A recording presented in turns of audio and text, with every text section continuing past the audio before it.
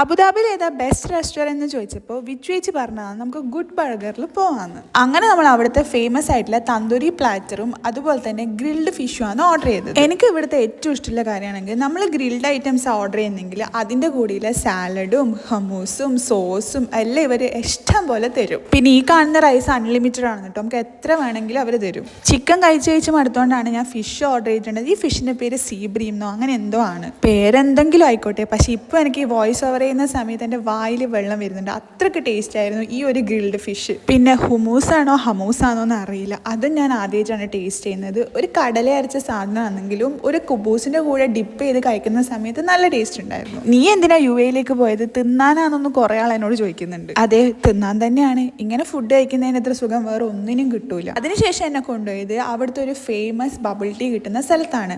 ഇവിടുന്ന് മുന്നേ എന്തോ ഒരു ഫേമസ് ചീസ് ബബിൾ ടീ കുടിച്ചിട്ടുണ്ടെന്ന് പറഞ്ഞിട്ട് അത് ഓർഡർ ചെയ്തരാന്ന് പറഞ്ഞ് അത് വാങ്ങിച്ചു. കുടിച്ചപ്പോഴാണ് മനസ്സിലായത് ഇത് ഓർഡർ ചെയ്ത സാധനമല്ല നമുക്ക് കൈമ കിട്ടിയത്. അവർ നമുക്ക് തന്നത് എന്തോ ഒരു കാരമൽ ബബിൾ ടീ ആണ്, തീരെ ടേസ്റ്റ് ഇല്ലാത്തൊരു സംഭവം. First of all I am not a fan of bubble tea, അതുകൊണ്ട് എനിക്ക് തീരെ ഇഷ്ടപ്പെട്ടില്ല. അമ്മക്കും ഇഷ്ടപ്പെട്ടില്ല, വീച്ചുവേച്ചിക്ക് ഇഷ്ടപ്പെട്ടില്ല. പിന്നെ അച്ചുവിന് കൊടുക്കാമെന്ന് വിചാരിച്ചു.